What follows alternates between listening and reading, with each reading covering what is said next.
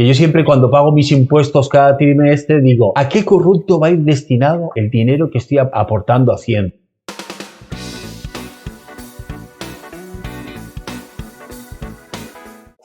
Buenísimas tardes, doctor. ¿Cómo está? ¿Cuánto Buenas tiempo noches, sin verle? Luis, ¿cómo estás? Bueno, feliz año, porque Feliz año, feliz quiero año. recordar que desde el año pasado que no te veía, Exactamente, exactamente. seguimos los dos bien, eso es positivo. Pues muy bien. Pues nada, aquí estamos, preparados para que nos cuentes. Hoy nos ibas a hablar de la corrupción, ¿verdad? Sí, de la corrupción, efectivamente. Pues venga, ¿qué nos cuentas de la corrupción? ¿Cómo estamos en el ranking de la corrupción? He visto, me ha parecido ver que había descendido un poco en el nivel de corrupción, ¿no? O sea, que va para abajo, va cada vez peor. Sí, en España va cada vez peor. En relación a la corrupción, los países que menos corrupción tienen son los países nórdicos, junto con Singapur, que menos corrupción tiene, que está con 88.6, Dinamarca, Suecia, Finlandia, etcétera, etcétera. El primer país latino que tiene menos corrupción no es España, es Uruguay. No. En el 25 está Chile, en el 23 también es un país, entre comillas, latino, que son nuestros vecinos del norte de Francia. Italia está en el 59, Grecia en el 62 y España está en el 32. Nuestros vecinos de abajo, Marruecos, en el 86. Estamos en una posición España que no se corresponde con el nivel económico, ¿no? España es el 10 o el 11 o el 9, que va subiendo y bajando de país más potente económicamente. En cambio, en corrupción estamos en el 32. O sea, que somos bastante corruptos. Yo diría más bien que el problema que hay en España, que la corrupción está dentro del sistema. Si observamos detenidamente, desde el jefe del Estado,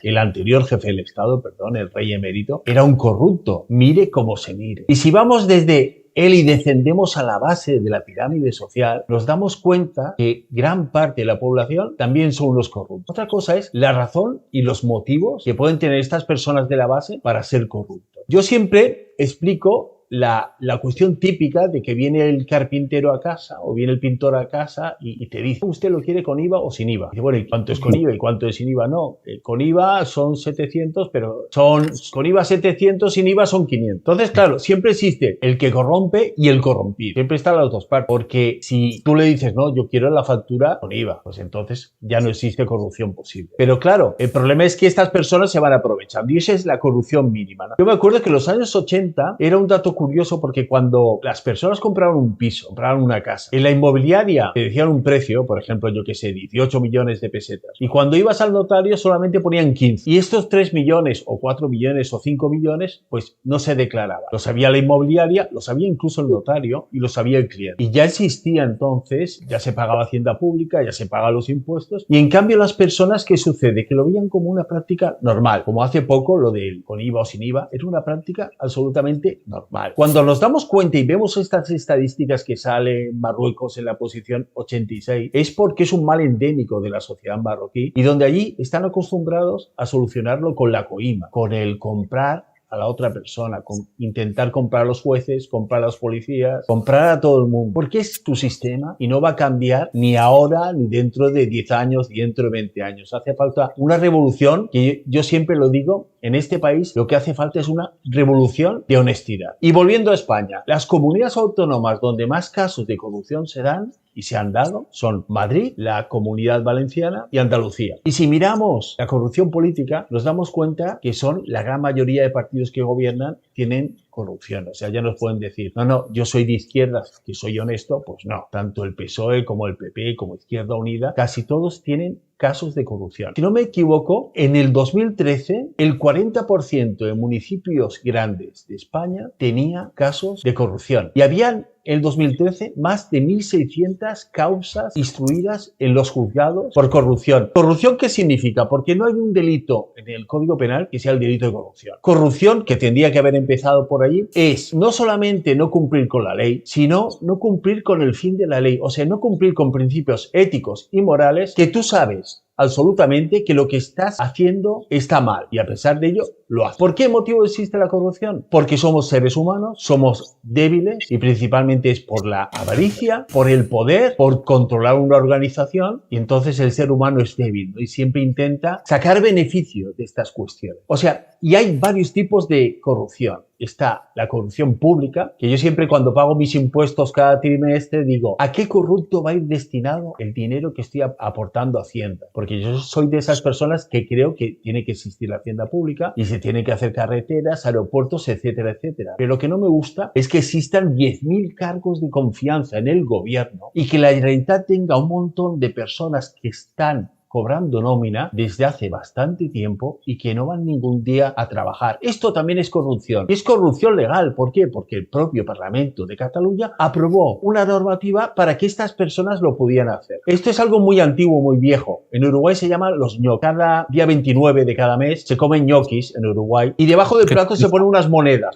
porque así significa que la familia tendrá más dinero. ¿Por qué se llaman ñoquis estas personas que no van a trabajar? Porque solamente iban el día 29 de cada mes a poner la mano a cobrar dinero. Y la Generalitat está haciendo esto absolutamente y luego dicen que no tienen dinero y que España les roba, ¿no? Esto es corrupción legal. ¿Qué corrupción legal? Hay mucha. O por ejemplo, lo que has pasado antes, el vídeo de Colau, ¿no? Colau no es honesta consigo mismo porque ella dijo, cuando era candidata, que dimitiría si era imputada o investigada, que actualmente es investigada, y no ha dimitido. O sea, las personas, los políticos, la gran mayoría de políticos, desgraciadamente, para nosotros, en nuestro país, no son honestos. Pero habría que definir qué es la corrupción. ¿Cómo lo ves? ¿Qué definición podríamos darle para que sea extensiva tanto al que corrompe como al corrompido? La corrupción es saltar los principios éticos para que tú puedas tener un beneficio económico o que puedas tener una posición de poder y que la otra persona te la proporciona. Entonces hay muchos tipos de corrupción. Está la corrupción pública, que es la que decía ahora, que es la de los cargos políticos, y la corrupción privada, que la corrupción privada es muy grande, ¿no? Por ejemplo, la corrupción entre empresas.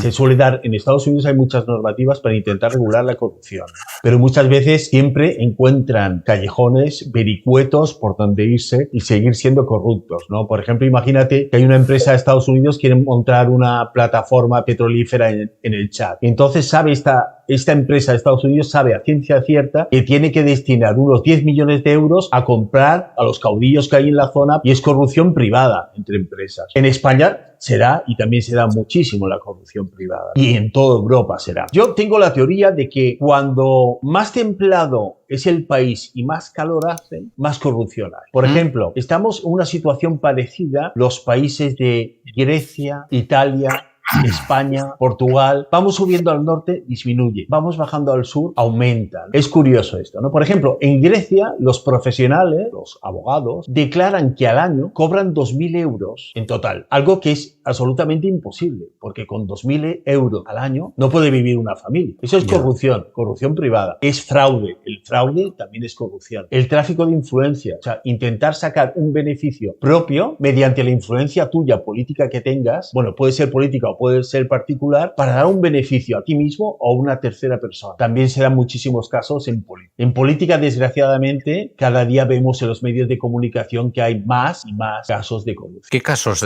más conocidos de corrupción podríamos hablar aquí, tanto un poco en general? Porque una cosa son los que se conocen y otra los que no se conocen, pero de los que se conocen, ¿cuáles son los más importantes? Bueno, de los que no se conocen, lógicamente, nunca lo podemos saber, porque esto es como el delito de violación. Y la corrupción solamente se ve la pirámide. Hemos de tener en cuenta que los que corrompen son gente muy lista, la mayoría son psicópatas, son personas de poder. Imaginaros, políticamente son de todos los casos conocidos, ¿no? El caso Nos, el famoso Urdangarín, todos los casos que se han dado en la Comunidad Valenciana, las adjudicaciones del Metro de Valencia, ¿no? Y el actual del caso Villarejo. Pero, por ejemplo, si nos hablamos más del sector nuestro, del judicial, los casos más conocidos han sido el caso famoso del juez Estivill. El juez Estivill era un pastor de cabras en Tarragona, que comenzó a estudiar Derecho tarde, acabó la carrera con 33 años, yo la acabé con 22, ¿no? Imagínate, 11 años después. Y se fue a parar a un juzgado de Tarrasa. Y allá comenzó a llevar determinadas causas. Allí ya vio que podía sacar tajada económica de los empresarios que tenían causas penales abiertas. Y se hizo amigo de un abogado penalista conocido, que era Joan Piqué Vidal, que era muy conocido. En su despacho trabajaban más de 40 abogados, ¿no? Imagínate la organización que tenía. Entonces se puso de acuerdo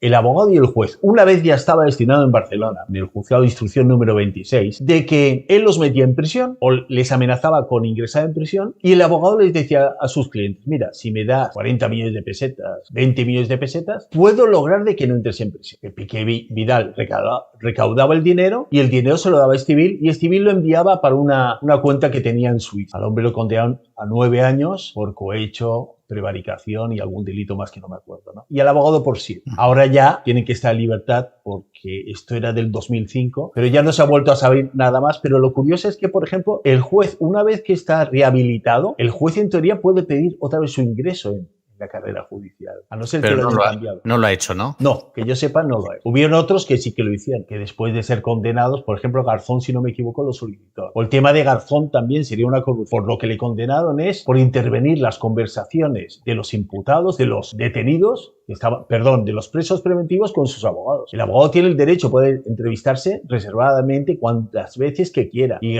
Garzón se lo pasó a la torera el derecho, ¿no? Y por eso le condenaron. Y el caso más conocido que tenemos últimamente es el del juez Alba, que ha sido condenado, que parece ser que la sentencia ya es firme del Supremo, ahora solamente le quedaría poder recurrir a amparo, para desacreditar a una diputada de Podemos, que era la jueza Rosell. Es verdad, sí. Ese es el más conocido de todos, que al hombre lo han condenado a 6 años de cárcel. Y un juez en la cárcel no lo pasa, digamos, muy bien, porque allí, y concretamente va a estar en la misma cárcel donde ha metido a varias personas presas, ¿no? Allí le hacen un régimen especial para el del artículo 21 para proteger a esta persona, pues si no, lo acaban matando. Pero hay sentencias, por ejemplo, yo he llevado casos de clientes míos que le quitaban todos los móviles y los tenían, y los móviles estaban en el juzgado, ¿no? O estaban en comisaría, ¿no? Y de repente me dicen familiares de esta persona que su móvil estaba funcionando. Entonces, claro, tú lo denuncias y los acaban condenando porque es un móvil que en teoría está intervenido judicialmente y no lo puede utilizar nadie. ¿Cómo es que lo utilizan? Entonces, después te das cuenta quién lo ha utilizado, porque muchas veces, sin querer, ellos mismos meten la pata, ¿no? Porque dan mensajes por WhatsApp, tienen un teléfono, ahora por la geolocalización se puede saber quién es la persona que lo ha utilizado y dónde estaba esa persona, ¿no? Y lo que dicen, las aplicaciones que ha bajado, ¿no? O sea, que a veces nos encontramos con que el corrupto, que son las menores veces, es bastante tonto. Bueno, a lo mejor es, además de tonto, arrogante, puede que sea, ¿no? Que es lo que le pasa a muchos psicópatas, que son arrogantes hasta el punto de que les pillan por eso, por la arrogancia. Y avariciosos, también suelen ser avariciosos. ¿Qué soluciones tiene la corrupción? ¿Qué marco jurídico, social sería más? Antes has hablado de países cálidos, países menos cálidos. ¿Qué es lo que puede favorecer el que desaparezca la corrupción? El que el que ascendamos en la escala esa de transparencia y de buen gobierno. Bueno, de lo que comentas de países cálidos y países que son más fríos, que desgraciadamente es así, salvo en Rusia, porque Rusia es también un país bastante corrupto, muy corrupto yo diría, ¿no? Bueno, ya lo vemos ahora por las noticias que hay últimamente. Esto de, lógicamente, el país frío caliente, a no ser que sea por el cambio climático, no se va a poder cambiar, ¿no? Pero lo que sí se puede cambiar, y en sí ya estamos cambiando, porque, por ejemplo, en España, en 2010, ya responden jurídicamente a las personas jurídicas, porque antes era muy sencillo, tú cometías un delito a través de una persona jurídica y la persona jurídica no era responsable. Podía ser responsable el administrador, pero la persona jurídica no.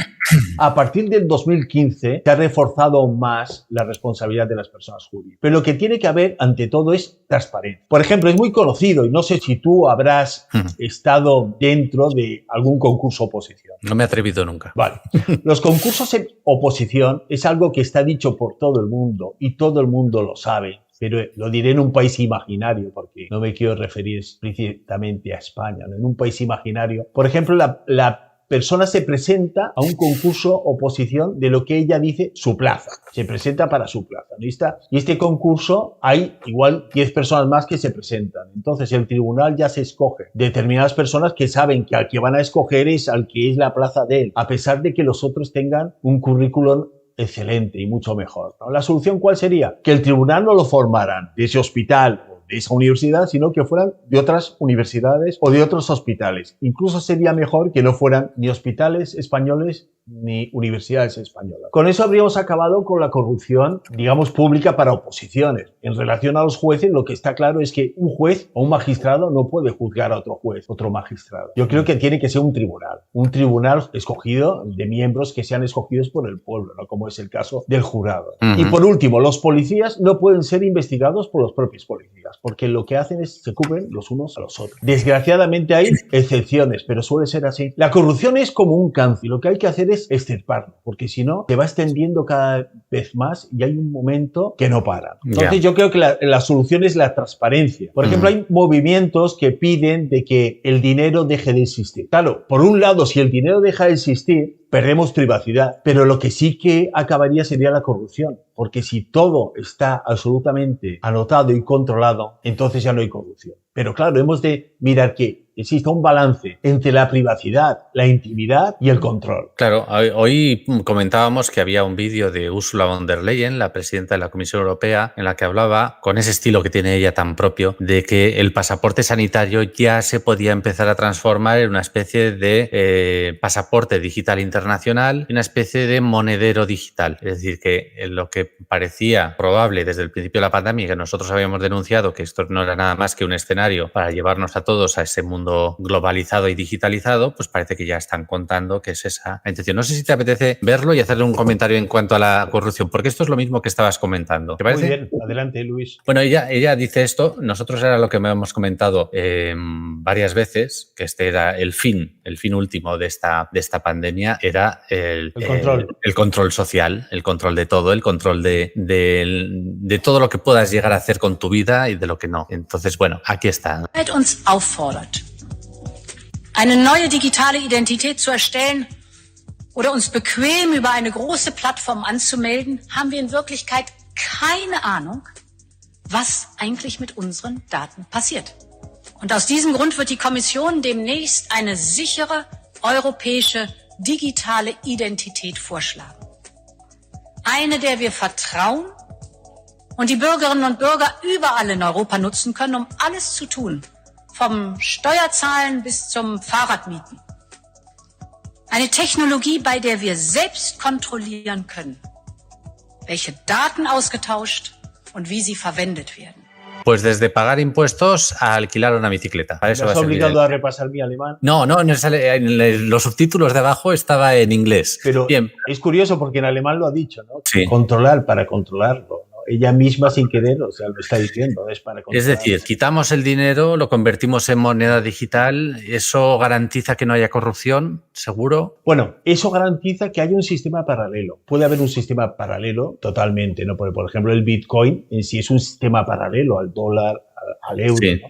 Que no se sabe cómo va a acabar esa historia. Lo desconocemos, no pero lo que está claro, tú imagínate. Antes te he comentado que la causa, el motivo por qué existe la corrupción, ¿no? El hecho de no pagar impuestos es corrupción, ¿de acuerdo? Pero es justo porque, por ejemplo, ahora lo que están haciendo con los autónomos, en mi caso, soy profesional, soy autónomo, hay meses que hay determinados trimestres donde tengo que pagar igual 2.000 euros de impuestos. Tengo que dejarme determinadas cosas que podría hacer y me gustaría hacer, porque pago 2.000 euros de impuestos, que pagar bastante, yo quiero pagar mucho, que mucha gente no los paga, ¿no? En cambio, te encuentras con que las grandes empresas, Microsoft, Google, pagan el 1%. Entonces, claro, nosotros estamos haciendo el primo pagando tantos impuestos. Antes, cuando estabas hablando del programa, había un oyente, un vidente, una persona que miraba el programa, ¿no? Que decía que hay que ser objetor de conciencia en relación a los impuestos. Hay que quitar, tú mismo habías dicho que hay que quitar todos los impuestos. Yo los quitaba, todos. Bueno, más que, porque si los quitas, claro, ¿quién va a construir las carreteras, los puentes?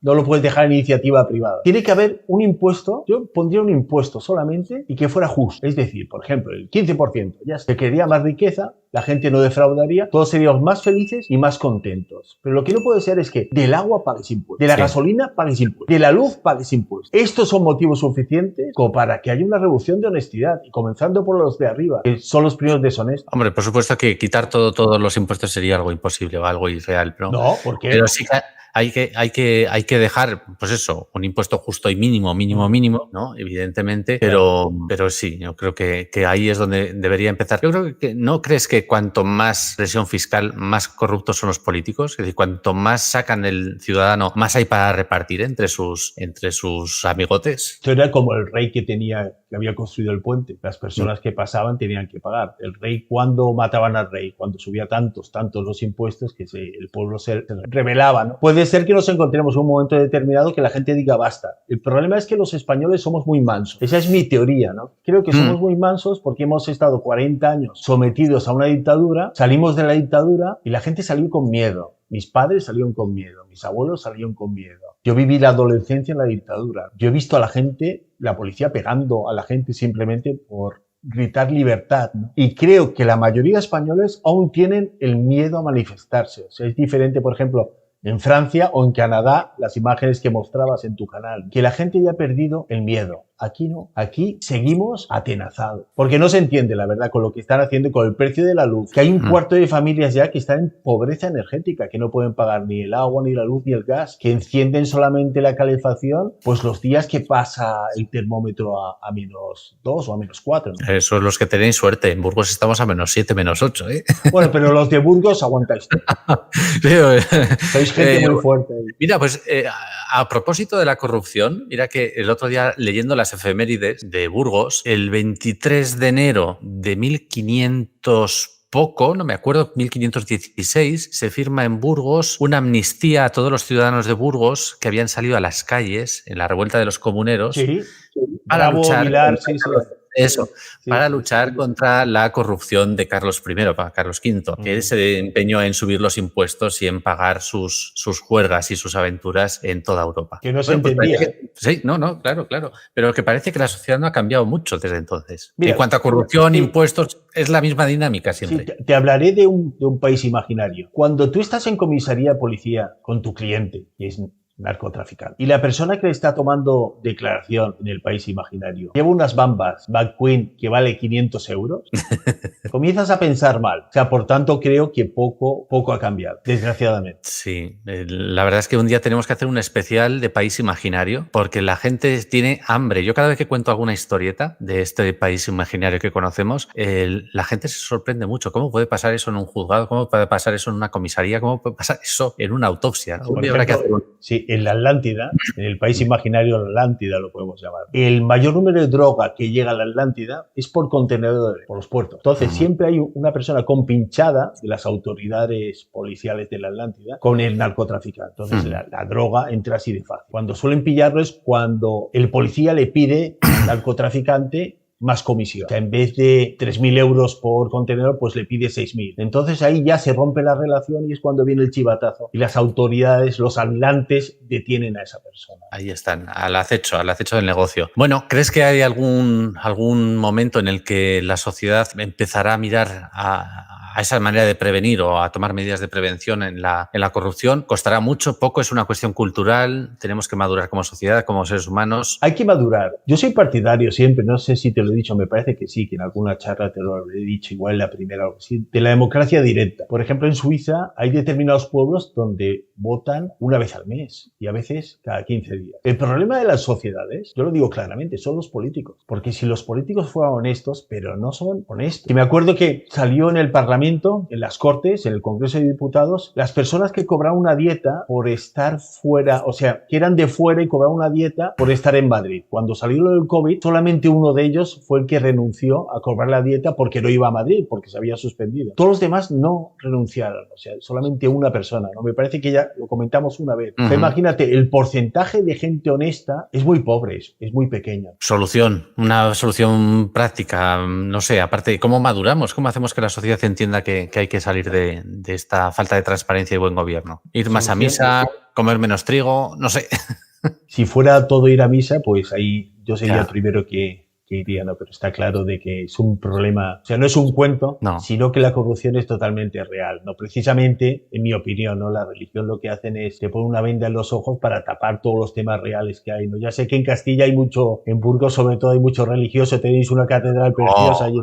No, igual, hombre, la catedral que tenéis en Barcelona también es muy bonita y la Sagrada Familia también es preciosa, ¿eh? No, pero la antigua también es muy bonita. Está muy bien. No, te lo decía un poco con ironía, ¿no? ¿Qué hacemos?